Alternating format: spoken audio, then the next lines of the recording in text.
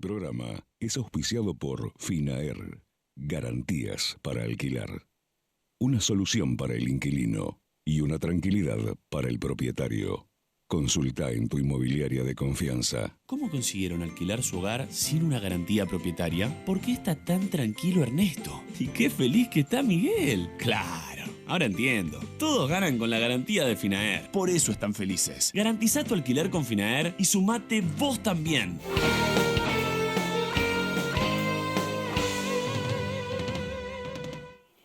Bienvenidos a Voces Inmobiliarias, último programa del año. El placer de entrar como siempre, como lo hicimos a lo largo de 2019, en tu casa, en tu living, en tu cocina, para hablar del sector inmobiliario, principalmente con los referentes de nuestro real estate. Decimos último programa del año, ya pasaron las fiestas, se viene el fin de 2019. Esperamos con optimismo un 2020, la verdad que con muchísimas novedades, sobre todo este último diciembre, con cambio de gobierno, con muchas medidas económicas que se han votado en el Congreso y se han reafirmado, ley de emergencia económica y obviamente siempre con incidencia sobre el sector inmobiliario. Sector que termina un 2019 complicadísimo, de los peores de la historia, sobre todo lo que tiene que ver con las escrituras en la ciudad de Buenos Aires, que tienen, te diría que el peor año de los últimos 10 en cuanto a compraventas en Capital Federal. Estamos hablando de menos de 35.000 seguramente, porque están saliendo los últimos datos de este mes, en lo que va de 2019. Casi 2.000 y pico por mes. Imagínense que Gusica tiene 7.000 matriculados. Hagan la cuenta, el año no fue para nada bueno. Decimos que esperamos con optimismo el 2020. Ojalá que la cosa realmente cambie, que las medidas que tomó el gobierno, y los vamos a discutir acá, siempre con los mejores referentes, con economistas, con inmobiliarios, con desarrolladores. Las mejores voces están aquí en este programa. Esperamos que esas medidas realmente surja un nuevo efecto en nuestra alicaída economía. Ya mismo, en un rato, vienen obviamente todos los agradecimientos. Vamos a ir durante el verano en Voces Inmobiliarias, vocesinmobiliarias.com.ar. Nos vas a poder seguir por YouTube. Seguimos con toda la programación habitual de nuestro programa de Voces Inmobiliarias. Y acordate, por YouTube podés suscribirte a nuestro canal. Ahora sí, me siento y presento a mis invitados.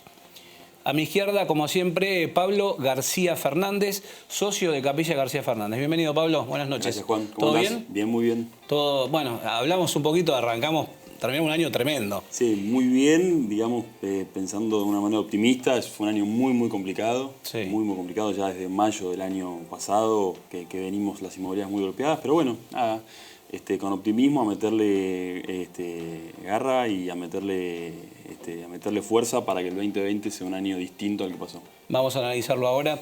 A la izquierda de Pablo tenemos a Richard Mataloni, que es director de ventas de Vitrium Capital, desarrolladora que tiene muchos proyectos.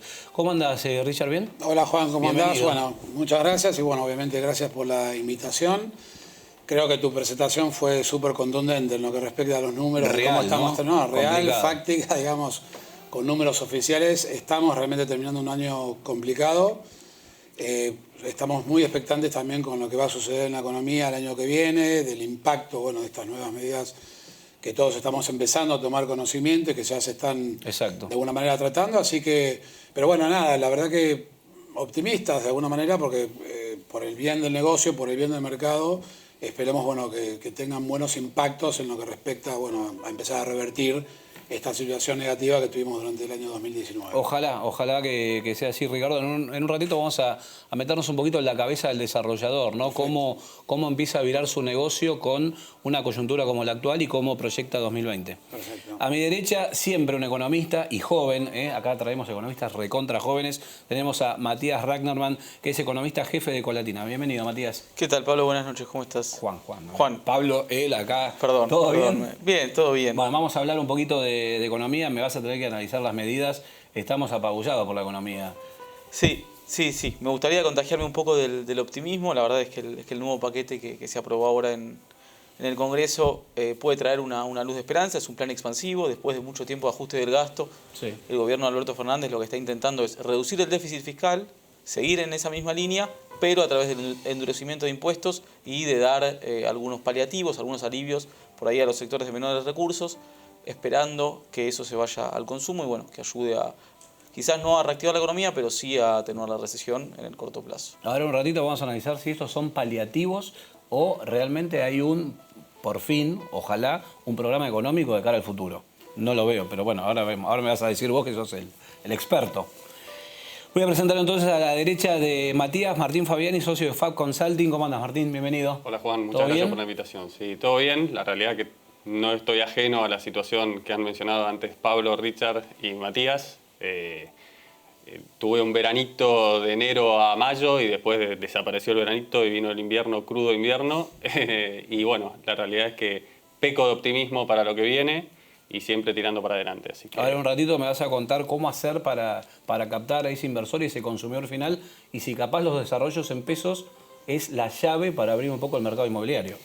Me meto con la economía, porque esto es fundamental y vamos a profundizar un poquito en lo que ya anticipó Matías. ¿Son paliativos? ¿No hay programa, Matías? Bueno, a ver, hay un cambio, hay muchas novedades, pero por lo menos lo que es un plan económico integral todavía no se presentó. Se fueron presentando dos medidas. De hecho, cuando el gobierno sube las retenciones un sábado, 3 puntos, y después las vuelve a subir esa semana, Martín Guzmán el martes, 3 puntos más, da la pauta de que hay muchas medidas que se están tomando sobre la marcha. Claro. Pero a la vez uno puede hablar del plan económico integral porque sí hay cambios en lo que es la política fiscal, hay cambios en lo que es la política monetaria, pareciera que va a haber cambios quizás también en la política cambiaria, o en realidad con los impuestos ya podemos hablar de ciertos cambios en la política cambiaria, aunque el dólar oficial no se haya movido. Entonces sí hay un plan económico y de vuelta pareciera ser un plan más bien de shock, ¿no? Claro. Quizás el shock de Macri siempre estaba más vinculado al ajuste, ¿no? Cuando Macri hablaba de shock... ¿Ahora no hay ajuste? Bueno, ahora hay ajuste, porque el ajuste en economía implica la reducción del déficit primario, es decir, que entre los ingresos corrientes y los gastos corrientes del Estado la diferencia se vaya achicando. Efectivamente, en este contexto de tantos pagos de deuda y donde los inversores lo primero que nos reclaman justamente es tener, como dice el ministro, un sendero fiscal consistente. Obviamente que va a haber ajuste, pero se da una paradoja, que es que va a haber un ajuste con un aumento del gasto, o quizás con una no reducción en realidad. Todavía no se conoce la fórmula de cómo van a ir indexando las jubilaciones en el próximo semestre. Eso un poco va a determinar si el gasto va a crecer o no va a crecer, pero hay una diferencia, no va a haber grandes recortes como sí había por ahí durante la gestión de Cambiemos. De hecho, este congelamiento de las tarifas durante el primer semestre, que hay que recordar también en el último semestre del 2019, que estamos ahora terminando, también estuvieron congeladas las tarifas, con lo cual va a ser un año del mismo nivel de precios, va a ser un impacto en el salario de bolsillo muy fuerte, ¿no? Porque son lo que se llaman bienes inelásticos, porque no se puede dejar de consumir luz o gas. Entonces, en ese marco, el gobierno un poco lo que está intentando justamente es ampliar el ingreso de bolsillo para, en simultáneo con achicar el rojo fiscal, achicar esa brecha que tanto nos piden los inversores y que tan mal le hace a nuestra economía, poder expandir el gasto y de vuelta quizás no reactivar el consumo, pero sí empezar a atenuar la recesión. En un ratito te voy a preguntar, Matías, cómo le afecta esto al mercado, ¿no? Al mercado inmobiliario, que es el tema que nos ocupa. ¿Cómo le afecta, Pablo? ¿Nos mató o no? Mirá, a ver, nosotros ya venimos muy complicados. Primero desde el primer salto del dólar, y no quiero hablar demasiado de economía, pero digamos cuando el dólar estaba en 20 pesos más o menos en marzo de 2018 y da el primer salto a 27 y después empieza su escalada hasta los 40 y pico cuando estuvimos en lo estable. Los créditos hipotecarios se acabaron, pasaron a ser absolutamente marginales y dejaron de traccionar el mercado como lo venían haciendo. Habíamos tenido un veranito entre el blanqueo y los créditos hipotecarios, sobre todo los UBA, muy bueno, en donde el producto que salía a la venta en 30, 60 días estaba en precio, se colocaba. Y eso se frenó, se empezó a frenar muy fuerte el año pasado en abril, mayo, y cerramos un año decoroso, pero con mucha incertidumbre. Y este año realmente... una caída estrepitosa. Fue una caída muy dura en donde están haciendo más o menos la mitad de las operaciones, y no tenemos 17 meses acumulados de caída interanual. Con lo cual, digamos, mucha inmobiliaria achicándose, inmobiliaria cerrando, buscando nuevos esquemas dentro de las inmobiliarias tradicionales o modelos más asociativos para tener el carry lo más liviano posible, claro. O sea, para llevar una estructura lo más liviana posible porque realmente es muy complejo. Esta aplicación del 30%, el dólar turista, esto que acaba de salir, ¿también juega en el tema de tecnología? Ustedes trabajan con insumos a veces que están dolarizados. ¿Cómo les pega? ¿Le termina de pegar mal o no? Y realmente hoy lo que es la pauta inmobiliaria, que en su momento eran diarios, hoy básicamente está volcada a uno o dos buscadores que son los líderes, y después el resto va a pauta en redes, básicamente Facebook, Instagram, etcétera, etcétera. Y todo eso nos va a aumentar, bueno, lo que están diciendo, ese 30%. Y sí, es de alguna manera, una preocupación adicional. Pero en definitiva a nosotros no nos preocupa tanto este asunto de los costos, sino básicamente que, digamos, el hecho de que la brecha entre el dólar oficial y el dólar de la calle... Hoy tenemos seis tipos de dólar. Bueno, por eso, pero entonces, digamos, sin entrar en esa complejidad, no poder acceder al dólar en activos que están básicamente dolarizados es una complicación importantísima para cualquier comprador que hoy quiere animarse a avanzar en una operación inmobiliaria. Sumale bienes personales, que ahora después lo vamos a tocar con Matías. Bueno, tenemos varios puntos para que están castigando la actividad. No es simple. Ricardo, en ese aspecto, ¿ustedes la vieron venir y se fueron afuera? ¿Cómo es la cabeza del desarrollador que va analizando la coyuntura económica en este país y dice, acá no más, terminemos lo que tenemos, apuntemos al exterior? Bueno, creo que lo resumiste bastante bien, Juan. Nosotros tenemos un poco más de 13 años ya de experiencia en el mercado. Empezamos con proyectos 100% basados en Argentina, focalizándonos en zona norte de GBA. Y por el 2012, 2013, tomamos la decisión estratégica de empezar a diversificar, ¿no? Poner los huevos en distintas canastas. A partir de ahí, justamente, empezamos a hacer unas primeras inversiones en Miami. Y ya desde hace unos 5 años y medio, empezamos a apostar fuerte por Uruguay.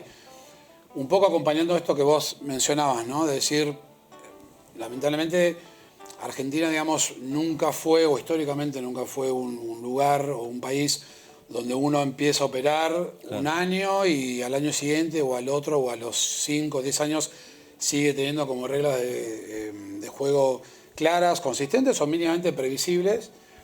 Y ahí fue donde, esto que comentabas también, decidimos empezar como a invertir afuera. Esto como compañía, nos vino bien, defendiendo un poco también los intereses de nuestros socios y de los inversores. El hecho de tener proyectos y productos tanto en Argentina, porque estamos obviamente también aquí, como te decía recién, en Uruguay y en Estados Unidos, nos ayudó un poco a diversificar y de alguna manera a no estar tan atados a los vaivenes económicos de lo que está sucediendo aquí, que obviamente nos pega porque estamos físicamente en Argentina, pero pudimos de vuelta diversificar nuestros productos, ¿no? nuestra cartera de inversión. Matías, ayudando un poquito en esto de cómo afectan las medidas en el tema del mercado inmobiliario. Por ejemplo, bienes personales es una medida que desde ya, que afecta para poder comprar una propiedad. Eso ya está. Se va a empezar a hacerse realidad en breve. ¿Y qué otra cosa más afecta al mercado inmobiliario? Bueno, obviamente el cepo, ¿no? Es como que el control de cambios, si bien después se flexibilizó un poco, se habilitaba para comprar propiedades hasta $100.000, lo cierto es que es una muy mala medida para el sector. Eso por un lado. Por el otro lado, las retenciones tienen un efecto, entre comillas, negativo, porque ustedes lo sabrán bastante mejor que yo, pero uno de los grandes inversores en desarrollos inmobiliarios es el sector agropecuario, ¿no? Entonces, en un punto nosotros pensábamos en realidad en la consultora que la construcción se podía reactivar el año que viene o podía ser uno de los sectores líderes por ese lado, porque justamente el sector agropecuario, con el dólar más alto, podía ayudar, pero lamentablemente con las retenciones, eso va a empeorar un poco el ingreso de los productores y efectivamente va a redundar quizás en menores inversiones. Y después de bienes personales hay una cuestión que también es paradójica. ¿Por qué? Por un lado, efectivamente se vuelve a la alícuota anterior a 2015, se pasa de 0,5% a 1,25%, pero también se grava con 2,5% a las tenencias de activos financieros en el exterior, que es una alícuota que desaparece si se trae un determinado monto de esos activos al país. Es como un premio, ¿no? La gente que vuelve a traer sus inversiones de afuera y la especifica, tiene su premio. Sí, no hace falta especificarlas en realidad, Ok. tienen que estar en el sistema financiero local. Lo importante es que ingresen esos dólares. Si se especifican o no, eso pasa a ser secundario. Pero esa ayuda, digo, si ese aliciente, justamente hay gente que confía en el sistema financiero local, si bien, como antes hablaba un poco Richard de la inestabilidad argentina, eso por ahí no tenga efecto, pero bueno, si efectivamente esa medida es positiva y hay algunas personas que traen ese dinero, bueno, puede que vaya también al desarrollo inmobiliario, ¿no? Por ahí esos dólares excedentes que vuelven al país. Retomamos, Martín. A veces se nos van las ideas y bueno, después vuelven. No, es que estaba ahí, de repente se me fue. Bueno, no sabía dónde estaba retomamos. parado. ¿Querés continuar un poco El con el tema segundo del inversor? punto, el primer punto está relacionado con lo que Sí. dice Richard, claramente, que es el contexto en el que vivimos. Y el segundo punto es que veníamos de un pico de precios muy alto, sobre todo en el desarrollo inmobiliario. Sí. Estaban los costos de la construcción muy arriba, un dólar relativamente estancado. Y eso empezó a ser como en un momento fue una panacea, porque estaban invirtiendo en el desarrollo inmobiliario fuertemente. Y ya te diría que a principios de 2018, en nuestro caso, los inversores empezaron a ser reticentes porque decían la diferencia que voy a hacer sobre desarrollos que ya estaban caros la veían casi nula, independientemente de que la previsión era que podían llegar a tener un 20% de resultado y una renta de... Pero eso ya muchos inversores empezaron a echar atrás. A su vez cambió los clientes que teníamos. Dentro de la base tengo clientes inversores tradicionales de unidades y tengo fondos. Fondos que querían fondos- invertir en Argentina, ¿no? Fondos Esa época. no solamente nacionales, sino también de afuera, sobre todo de Estados Unidos, que venían y querían invertir sobre todo en real estate. Claro. Es decir, invertían capaz algo en energía eólica, algo en minería, pero básicamente el 80% de sus inversores, su cartera, querían trasladarla a lo que era el real estate. Bueno, ese cliente hoy no existe. De hecho, yo sigo en contacto con esos fondos, independientemente que hay alguno que otro que son totalmente intrépidos y quieren seguir apostando al real estate en Argentina porque ven que la tendencia, independientemente de los resultados y los baches que podemos tener, sigue siendo alcista, lo cual es real. Y están enamorados, son gente totalmente distinta a la que puedes contar con cualquier otro fondo. Están enamorados del mercado inmobiliario argentino y lo vieron crecer. Entonces, ahí siguen apostando, pero la realidad es que es un mercado que dentro del embudo ha quedado un gotero, ¿no? Ahí hablábamos del tema del costo de la construcción que después fue bajando y permitió, y hoy se ven muchas reformas de casas, hay gente invirtiendo en renovar su hogar, hay algunos desarrolladores que han empezado a realizar loteos con casas, ¿sí? Tipo housing, eso sí se está dando y puede ser una oportunidad ahí. Bueno, sí, la devaluación ha hecho que el costo de la construcción amenice un poco lo caro que estaba. Y hay ahí están las oportunidades, ¿no? Hoy, cuando viene un cliente, esta pregunta que me hiciste al principio, ¿qué le recomiendo? Primero es qué tipo de cliente es y a qué apunta. Y segundo, obviamente, que es buscarle una oportunidad. Pero oportunidad ya no es en precio, ya no es en locación, sino que se juntan todas las variables. Primero y principal, que sea un desarrollador, como Con puede ser espalda. donde trabaja Richard, súper confiable, que tiene una trayectoria, que no ha dejado un esqueleto y que le cumple a sus inversores. Segundo, que la locación que pueda tener un resultado o por lo menos una renta estimada. Y además, que sea una oportunidad de precio. Hoy el que cuenta con plata, sobre todo estamos hablando ya sea dólares o un flujo de pesos, como dijiste con la devaluación, para poder invertir en el desarrollo inmobiliario, los hace valer de otra manera. Que antes capaz era más lanzado al momento de invertir ya en ladrillo. Hoy Puede ya ser una piensa oportunidad mucho por más. ese lado. Sí. Pablo, en el medio de todo esto tenemos media sanción en ley de alquileres. Ahí no solo el consumidor nacional le pegamos al inversor. El tipo que quería tener una renta, que hoy está en el mínimo del 2%, encima, bueno, tiene una ley de alquileres. Entiendo que capaz beneficiosas para alguna de las partes. Tuvimos acá, hicimos un programa especial y lo viste. Bueno, estuvo la gente de la Cámara Inmobiliaria, que la verdad muy presente en este tema de la ley. Todos dicen salió la mejor ley posible dentro de todos los proyectos que había. Pero bueno, no deja de ser un aliciente más a un mercado alicaído. Sí, la verdad que sí, pero esa ley de alguna manera era una fatalidad, era algo que iba a salir. Me parece que entre 7 u 8 proyectos de ley que se venían barajando hace un par de años, se encontró, un poco como vos dijiste, la mejor ley posible. Tiene algunos puntos que son, si querés, complicados a ojo del inversor o el propietario, esto de extender el plazo mínimo a 3 años. Que el depósito solamente ser equivalente a un mes de contrato, que las garantías, que las opciones de garantía sean tan abiertas y demás. En definitiva hay que ver después eso cómo se reglamenta y cómo se aplica.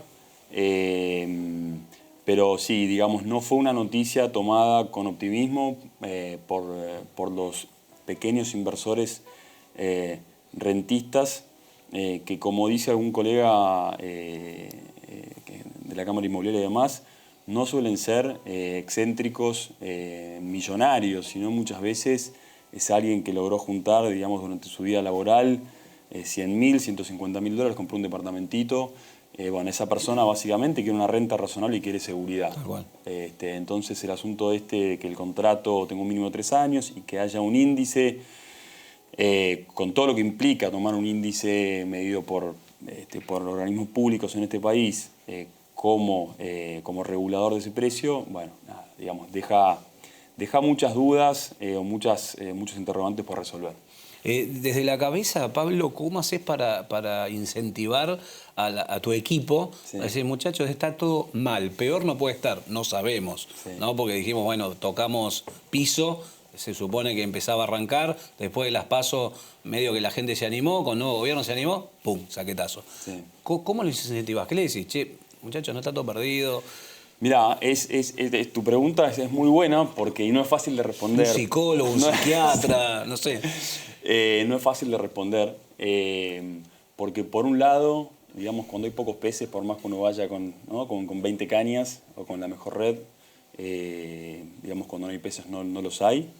Pero por otro lado, digamos, esos momentos donde, porque hemos tenido, digamos, cuellos de botella donde sí. No nos daba el tiempo sí. Para organizarnos, para ser más eficientes, para buscar nuevos procesos, para capacitarnos. Y creo que, bueno, estos momentos donde se viene la baja y donde, digamos, hay más tiempo, me acuerdo viejas épocas de inmobiliarias que la inmobiliaria probaba a ver si le andaba bien el teléfono. Claro. Ahora chequeamos si el mail está bien, claro, y si las redes andan, claro. ¿No?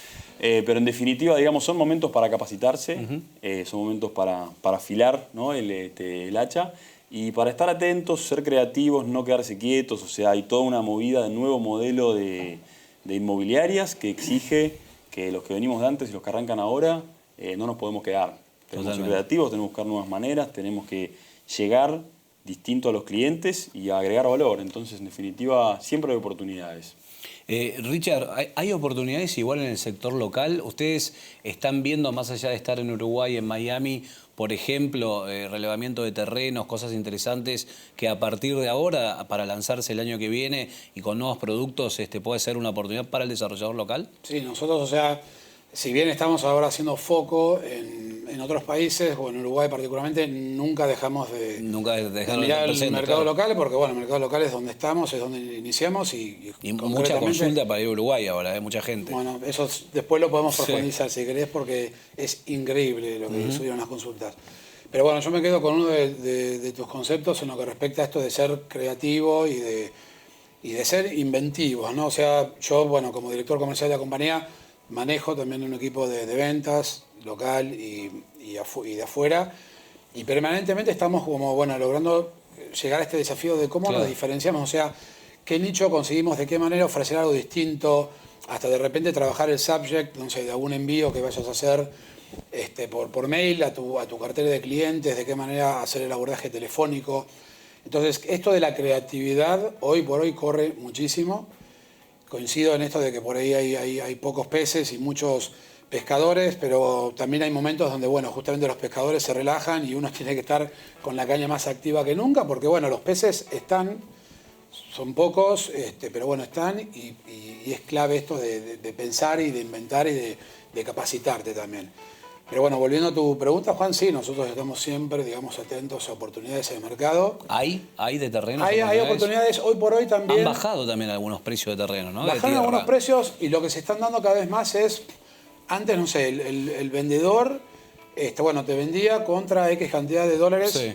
Tengamos presente, bueno, que estamos acostumbrados a trabajar en una economía Sí, sí. dolarizada. Recién cuando también mencionabas la baja del costo de la construcción, hablamos de una baja de costo de la construcción en dólares, ¿no? O sea, esto de las reformas que también comentabas que mucha gente está haciendo, es la gente, bueno, que en su momento tuvo también la capacidad de ahorrar Exacto. en dólares. Hoy obviamente le sale mucho menos en pesos, porque si bien ha habido un incremento, no fue tan así como la devaluación o el incremento del dólar.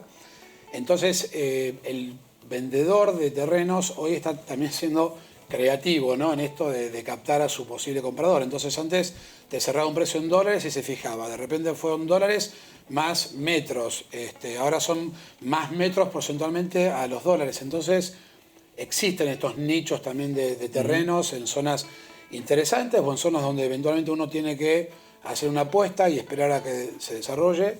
Eso es algo que nosotros siempre tratamos también de trabajar, ¿no? De darle valor a las zonas donde concretamente decidimos hacer inversiones.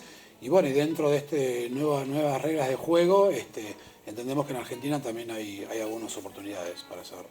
Tenés los mejores referentes aquí en Voces Inmobiliarias. Vamos a ir al primer corte. No te vas a salvar de los agradecimientos. Estamos en el último programa del año. Tenemos que nombrar el equipo. Hay mucha gente para nombrar que han estado aquí presentes desde el primer día de enero con la continuidad de los 3 años de Voces Inmobiliarias que va a seguir. Primer corte y ya volvemos.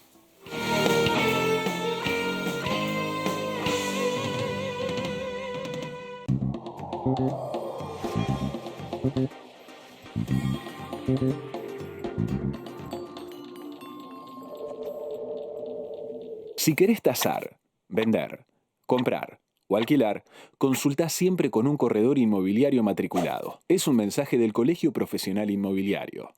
Existen muchas razones para operar con un corredor inmobiliario matriculado. La Federación Inmobiliaria de la República Argentina te las explica. Operar con un corredor inmobiliario matriculado brinda mayor seguridad jurídica. Son profesionales dedicados a proteger la seguridad y la transparencia de la operación en todo momento. Además, los colegios que los nuclean cuentan con tribunales de ética donde se pueden realizar reclamos. Estas características no se encuentran en un agente, asesor, consultor o cualquier otro tipo de intermediario. Y no te olvides, la Federación Inmobiliaria de la República Argentina representa a las cámaras y colegios que conforman gran parte del sector inmobiliario de todo el país. Confía en un corredor inmobiliario matriculado. FIRA, Federación Inmobiliaria de la República Argentina. Te presentamos la plataforma líder en la búsqueda de propiedades en el día. Mudarte Ya está publicado, está disponible. Seleccionás el día disponible, visitas y listo. Encontranos en www.mudarteya.com.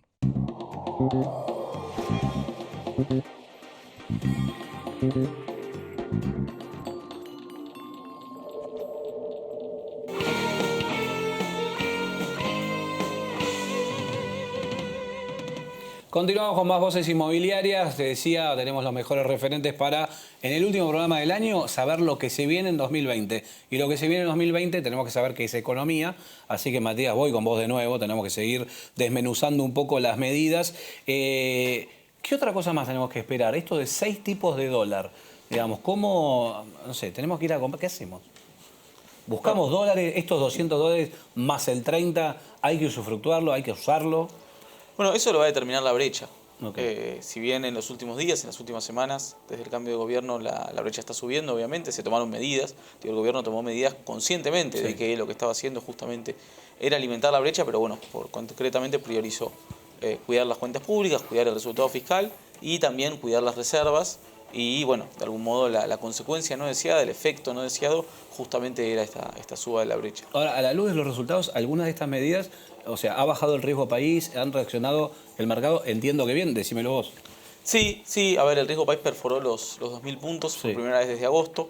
Pero bueno, para que nos demos una idea, digo, un país como Brasil, que no es un país desarrollado, sino nuestro principal vecino y socio comercial, tiene un riesgo país de 320 puntos. Claro. Nosotros en nuestro mejor momento, que fue a fines del 2017, cuando había ganado las elecciones Cambiemos y por ahí la relación Estábamos con por los 500 mercados más o menos, ¿no? Un poquito parecía no, estábamos en 550, 550. 600, con lo cual estamos lejos de ese mejor momento y 2.000 puntos básicos la verdad es que es un acceso totalmente cerrado.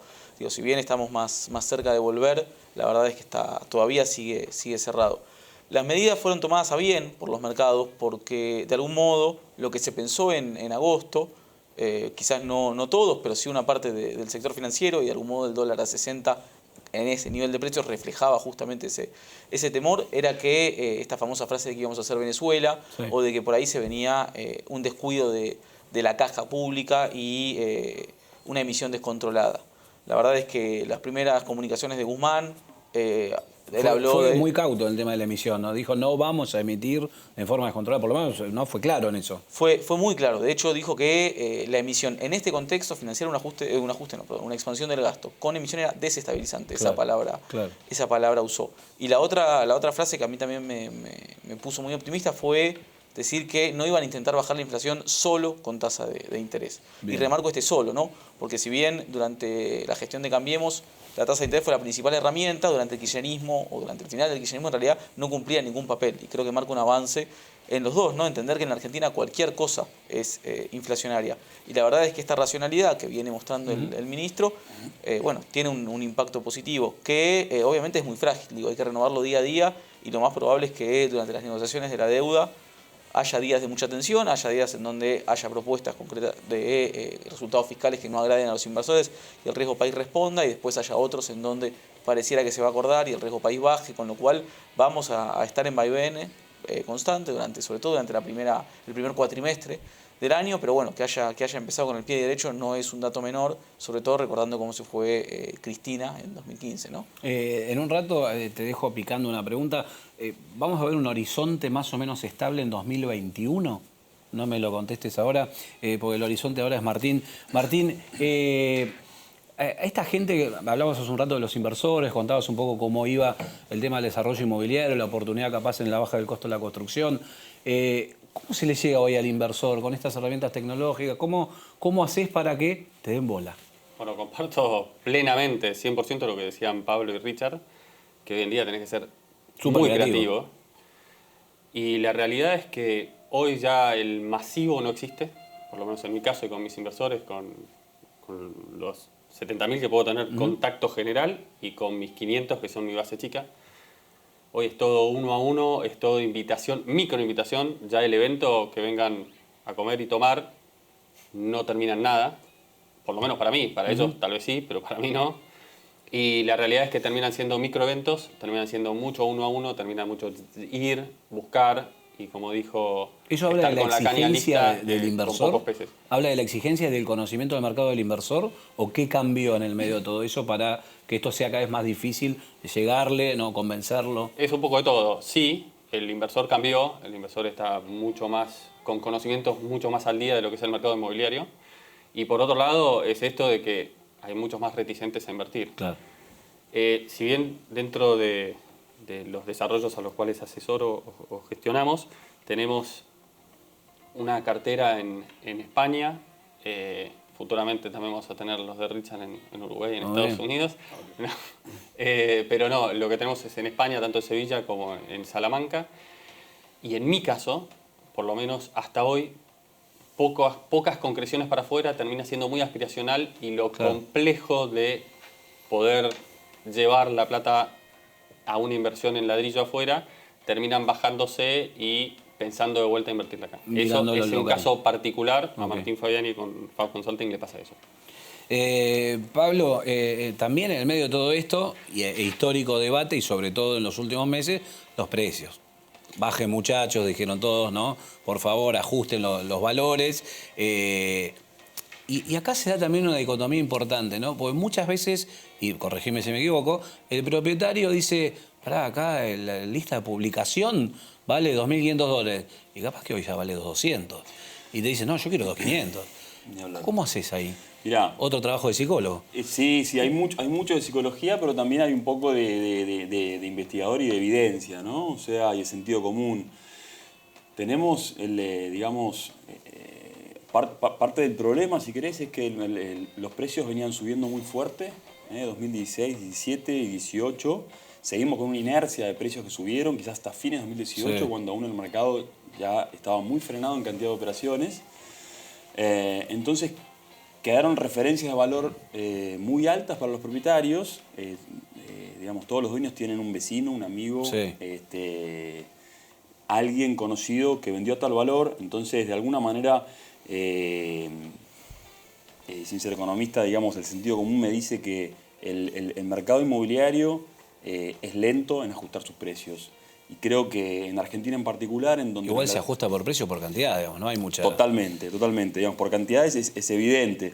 Pero el tema de los precios es un tema, digamos, muy sensible y muy difícil quizás hasta de entender. Pero en Argentina, teniendo en cuenta que los ladrillos son un medio de ahorro, son resguardo de valor, es quizás la primera opción que cualquier familia de a pie tiene para poner sus ahorros. Bueno, quizás la dinámica de los precios, viéndolas de este lado, tiene un poquito más de sentido.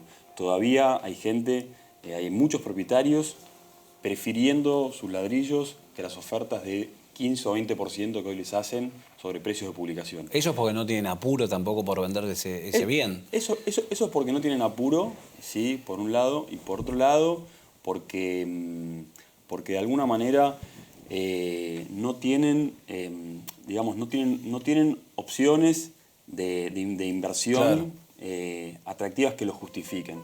Pero básicamente hoy para tasar, lo que yo les muestro mucho a los dueños es evidencia, digamos, son inmuebles similares a los que ellos quieren vender, en donde les digo, está publicado hace 1 año y medio, está, claro, publicado hace 12 meses, está publicado hace 7 meses, hablé con el colega que es amigo, no tiene visitas. Claro. Si querés venderlo, podemos poner un valor real. Si querés tenerlo a la venta, podemos copiar el valor de mercado. Pero digamos, esa es la complejidad que tiene hoy tasar y hacer operaciones en la Ciudad de Buenos Aires. Richard, cuando baja el usado, ¿baja el nuevo también? ¿Hay que ajustar un poquito los valores del nuevo? Ustedes capaz que el desarrollador tiene un poquito más de margen y ve, bueno, capaz un 5, un 10, podemos tocar, algunos que venden en pesos. Sí, la idea obviamente es no quedar desfasados con lo que sería la competencia, sí, ¿no? Porque de alguna manera lo usado le compite también a lo nuevo o a lo de estrenar, nos pasa y nos pasa mismo tal vez en nuestros propios proyectos, ¿no? Sí. Proyectos que desarrollamos por etapas, donde hay etapas que están terminadas y hay otras etapas que están en desarrollo, donde de alguna manera empiezan a competir, entonces siempre tratamos como de ajustar y principalmente no quedar fuera de valores, digamos, que no nos permitan seguir, claro, generando operaciones. Pero, y aparte, bueno, nada, un poco atado a la pregunta que le hacías a Martín hace un ratito, hoy por hoy el comprador es un comprador muy calificado, es, claro, un comprador que pasó mucho por redes sociales, que pasó mucho por investigar, donde de alguna manera el asesor inmobiliario, la persona que le vende, obviamente le puede dar un asesoramiento importante, pero ya viene como muy nutrida de información. Entonces... Y en realidad cuando llega a alguno de ustedes dos es porque quiere invertir o le interesa, ya tiene, ¿no? Más allá de haber investigado los productos, la competencia, el interés está. Sí, le interesa estar y de alguna manera, bueno, es como que pasó varios filtros y de repente si te llega a vos o si llega a consultar por algún proyecto o algún producto en particular es porque, bueno, concretamente ya vio 5, 6, 10 proyectos anteriores y de alguna manera hizo una precalificación de 2 o 3 sobre los cuales, bueno, hacer foco, claro, y concretamente, bueno, con algún interés en invertir en alguno de estos. Y de alguna manera también vienen con datos concretos, bueno, te preguntan por ahí por rentabilidad, por, claro, inversión, por montos, pero vienen con información, la verdad que bastante bien detallada y, bueno, y bastante bien pulida. Nosotros particularmente muchas de las consultas que nos llegan, también hablando de esto del inversor calificado, son a través de las redes, a través de Instagram y gente, bueno, que ves, que te das cuenta que no es que te llaman o que vieron y quieren consultar y después no pasa nada, sino que realmente están preparados y te exigen a tener vos la preparación suficiente como para poder responder el tipo de consultas que realizan. Acá abro el debate y capaz Martín y Pablo pueden responder. ¿Se vende por las redes? O sea, ¿venden por Facebook, por Instagram? ¿Realmente se puede llegar a una concreción? ¿O es todo, bueno, ayuda, sí? Martín, ¿tenés ahí alguna respuesta? En mi caso sí, con los desarrollos inmobiliarios bastante fuerte. Los prospectos o leads que generamos, como dijo Richard, es tal cual de que son súper calificados. Ya han visto, cuando te llega no el lead, sino cuando Sí. te llega El cara a cara, digamos, ¿no? De estar ahí. sí, la reunión, la persona ya averiguó, el cliente ya averiguó por los proyectos que le pueden haber interesado. Y sí, la respuesta es que sí, te ayuda, no te digo que llegue ni a un 50% de lo que vas a vender. La verdad es que la base de referidos propia y del desarrollador es el 80-70% del total y el restante 30% uno va siendo creativo, Claro. como dijeron acá los chicos, y vas tratando de pescar no en una pecera, sino más bien en un océano. Pablo, ¿vos decís que se bien? ¿Querés que armemos polémica? Armás, pues, para eso Bueno, estamos. armamos polémica, entonces. Último Mirá. programa, tirar manteca Bien, al techo. vamos a hacerlo. No, a ver, yo creo que hoy el comprador habló principalmente Capital Federal y Corredor sí. Norte de Buenos Aires, producto usado, ¿ok? Para ser específico y residencial. Sí.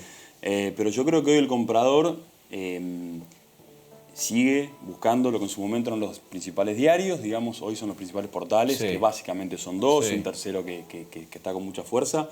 El comprador investiga, filtra, pone alertas, vuelve a fijarse, vuelve a chequear y principalmente compra o hace el primer contacto a través de los portales inmobiliarios. No obstante, lo que es redes sociales creo que ayuda mucho y creo que de alguna manera genera consultas, contactos y sobre todo creo que hace que la parte propietaria muchas veces, viendo cómo vos como inmobiliaria ofreces, promocionás digamos, los inmuebles en general, quieran darte productos. O sea, yo hoy veo que las redes sociales para nuestra inmobiliaria son una fuente de captaciones, de producciones de inmuebles más que una herramienta de venta. Bien. Matías, no nos podemos pelear con Brasil. Arrancamos los chispazos, parece que ahora frenaron, ¿no? Sobre todo desde Brasil, hay un poquito de cautela. ¿Cómo va a seguir esa relación? Y es importante para la economía nuestra, ¿no? Es fundamental. Brasil es nuestro principal socio comercial, es el destino de casi la mitad de nuestras exportaciones industriales y de una parte importante de nuestras exportaciones agropecuarias, en este contexto donde la demanda interna está deprimida, en donde va a seguir en rojo lamentablemente por un tiempo. Es una salida muy importante para el sector industrial, para el sector manufacturero, y no nos podemos pelear con Brasil. Por ahora pareciera que las tensiones políticas van a quedarse ahí, van a quedarse en el plano de lo discursivo. La verdad es que Bolsonaro es muy parecido a otros líderes, como por ahí pueden ser Trump, Boris Johnson, en donde muchas veces dicen más de lo que efectivamente terminan haciendo. Claro. Pero también Alberto Fernández le había subido un poco el tono. De hecho, al otro día de ganar las PASO, le había sugerido, entre comillas, a Bolsonaro que dejase libre a Lula. Cuando ganó el 28 de octubre el Frente de Todos, en el búnker estaba Celso Amorim, que había sido el canciller de Lula, con lo cual de los dos lados hubo tensiones. Exactamente.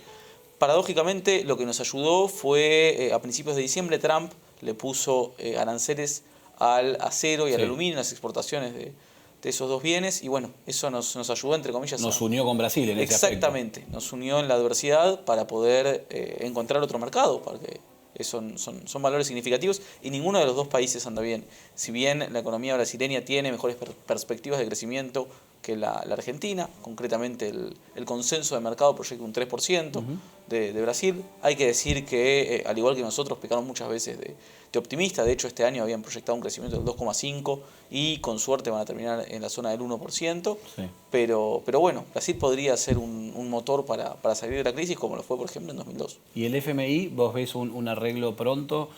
Ya por lo menos la idea es ir pagando hasta marzo, hasta lo que den las reservas, unos vencimientos que tiene Argentina.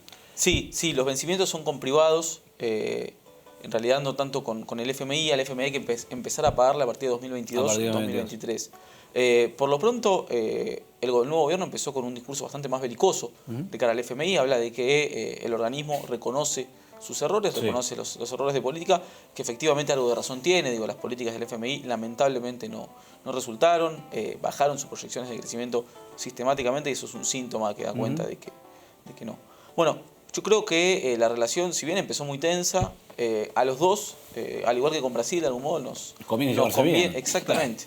De un lado está en juego la deuda y del otro lado está en juego el default. Si Argentina le paga o no le paga en realidad al FMI. Recordemos que en 2002, cuando se defaultea la deuda, al único que se le termina pagando y en cash, ¿no?, en efectivo, es al FMI.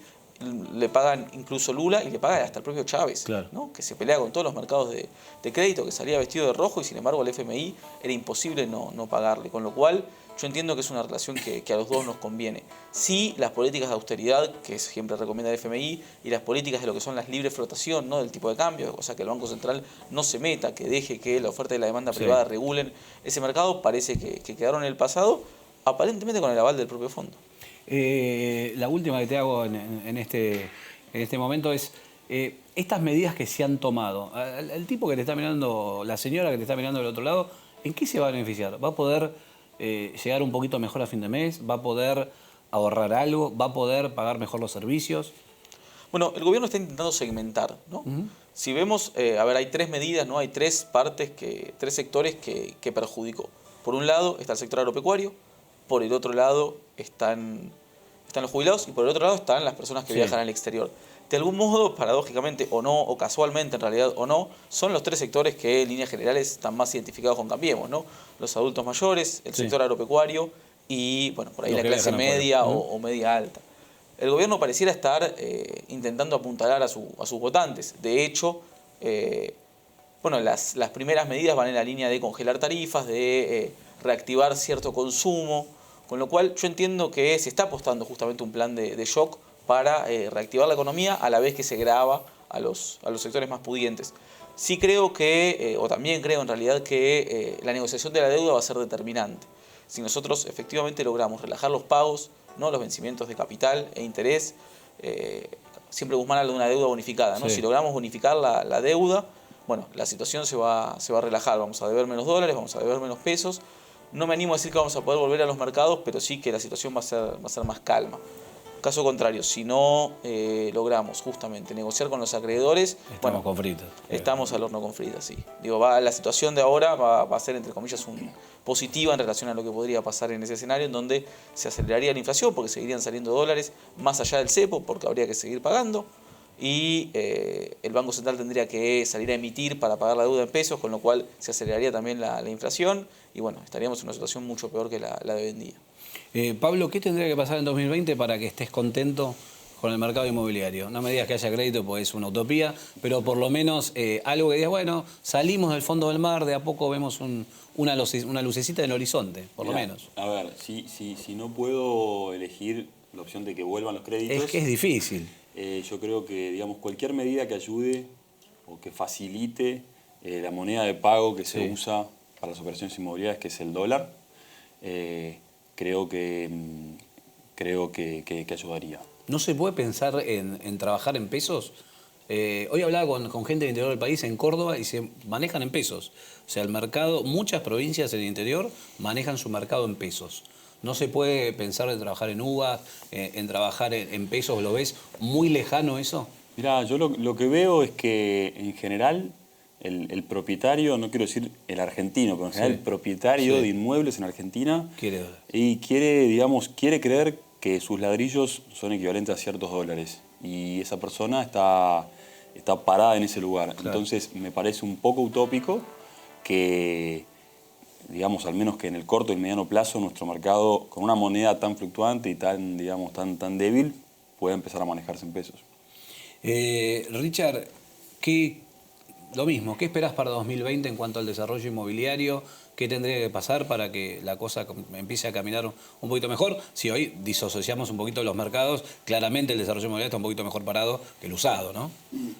No, claramente, bueno, que la gente, digamos, tanto el desarrollador como empresario como el consumidor final, tengan cosas o reglas de juego más claras, ¿no? Esto de decir, bueno, ok, en el caso hipotético de que vuelvan los créditos, que era lo que comentaba por ahí Pablo recién, entiendo que me voy a meter en un proyecto de mediano y largo plazo y donde yo empiezo y termino sin ningún vaivén en el medio. O sea, todo apunta a que sea claro o que sean claras las reglas de juego o que de alguna manera también se estabilice la forma de pago, ¿no? Esto, como también comentaba Pablo, la economía o la compra-venta de inmuebles está dolarizada. Entiendo que por ahí el ejemplo que vos dabas parte tal vez de un desarrollista que vende, digamos, sus proyectos, pero creo que es difícil que un propietario venda su casa o venda su departamento en pesos. O sea, eso ya implicaría, digamos, un cambio conceptual muy fuerte. Hay países que... Cambio cultural, te diría. Cultural, exactamente. Hay países que, bueno, que lo están implementando, digamos, a nivel internacional.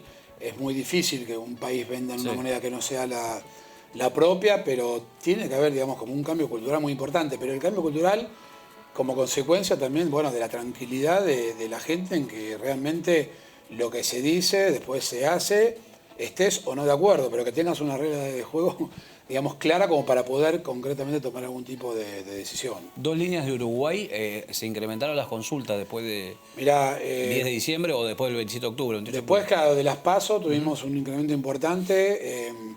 En concreto, bueno, nosotros trabajamos, digamos, con distintos medios, digamos, de captación de leads y aparte, bueno, de la base propia.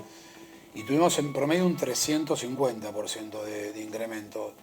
Participamos, bueno, de un evento que se hizo hace un par de semanas en el Faena, que organizó Infocasas, que es un portal inmobiliario muy importante de Uruguay, que ya está, digamos, yendo más allá de ser solamente un portal inmobiliario.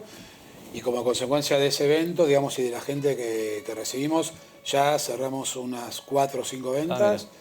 Y te doy un número concreto, digamos, si bien fáctico, de las últimas 10 ventas de las 2 semanas anteriores, o sea, de Uruguay, 8 fueron de argentinos y 2 fueron locales. El argentino está viendo, digamos, el inversor, o sea, ahí tenés dos públicos, ¿no? Que también lo mencionaste hace un ratito. El que eventualmente está pensando en irse a vivir. Que también hay mucho movimiento, ¿no? Hay mucho movimiento y bueno, y de estas ventas, 2 concretamente fueron de estas, de gente que compró, no para invertir, sino bueno, para eventualmente tenerlo y tomar la decisión de hacer un cambio. Y después, bueno, está el inversor, que también mencionabas al inicio, acá hay rentas de no más del 2% anual, y allá hablamos de rentas que fluctúan entre el 5 y el 8, entonces, y con una capitalización importante en el valor de la propiedad que vos comprás de pozo de entre un 15 y un 18, 19%. Entonces, ¿el triunfo de la calle Pou ayuda al mercado inmobiliario en ese aspecto? Mirá, es como que hay más optimismo en ese caso. Igual ahí también, digamos, hablando de esto de las reglas de juego claras o de la educación cívica, hay un ejemplo claro. Cuando asumió Alberto Fernández hace unos días, se presentaron a la Asunción tanto Tabaré Vázquez como presidente saliente como Luis Lacalle Pou. Llegaron juntos a saludarlo y bueno, Luis Lacalle Pou paró para que primero vaya Tabaré y después subió él. O sea, el día anterior al balotaje, el sábado anterior, yo había estado justo el viernes en Montevideo y vi que había mucho movimiento. Hubo una celebración con banderas del Frente Amplio, con banderas del Partido Nacional y de la coalición de los 5 partidos que terminaron ganando las elecciones, con banderas uruguayas cantando el himno, o sea, festejando, no sé, un hecho democrático y de vuelta a la posibilidad de elegir. No menospreciemos nuestro cambio de gobierno, digo, cuanto estuvo bien, fue mucho mejor, obviamente. Y la verdad que está buenísimo. Sí, está buenísimo. Entonces, nada, hay señales bueno, que hacen por ahí prever a la cabeza del argentino en considerar por ahí un poco más invertir en Uruguay, vas y venís en el día, 2 horas y media en barco, 40 minutos en avión. Entonces, estabilidad económica, esto que te comentaba, la rentabilidad, del upside de los precios, y sí, claramente un 350% tuvimos incremento y las últimas operaciones un 80% fueron de argentinos. Martín, 2020, claves que vos veas como para el desarrollo inmobiliario, hablale a un posible inversor o ¿en qué te basarías hoy como para decir, bueno, yo creo que por acá puede ir la cosa en el mercado inmobiliario? Bueno, es básicamente lo que desde el 28 de octubre a hoy vengo trabajando, pues el 28 de octubre volvieron a renacer las consultas con algunas pocas concreciones, pero ya volvió el mercado a activarse, mientras obviamente después de las PASO hasta las elecciones estuvieron paradísimas, pero ya venían mal desde mayo. Y con lo que respecta a cómo veo el 2020, bueno, esto mismo que mencionaban, ¿no? Mientras haya algunas medidas que ayuden un poco al mercado, a nuestros inversores, viene bien. El anterior gobierno tenía muy buenas intenciones, sobre todo con poner los créditos intermedios para los desarrolladores, UVAs y demás, pero al final no terminó siendo tan positivo como nosotros esperábamos. Bueno, agradecerles a los invitados de mi último programa. Gracias Richard, gracias Pablo, gracias Martín, gracias Matías. Agradecerles a ustedes que estuvieron del otro lado todo este año. Agradecer a la audiencia, por supuesto, los corredores, desarrolladores, a los presidentes de los colegios, a todos los que nos acompañaron, a Diego Misraji, a todo el equipo, Seba, Nacho, Tommy, Celes, Hugo, Diego, Eli, Pau, ahí resistiendo detrás de cámara, y a Mariano también, bueno, y agradecer desde ya a Oscar Lema, que me dio esta posibilidad de estar conduciendo este gran programa que es Voces Inmobiliarias, también Marcelo y Marcela, que se llevan su reconocimiento al canal, a Metro, por supuesto, y bueno, nos vamos a despedir, vamos a estar obviamente siempre en pantalla, siempre con Voces Inmobiliarias, hasta el año que viene. Les deseo a todos, a vos que estás del otro lado, un gran 2020, un gran abrazo para todos y muy feliz año.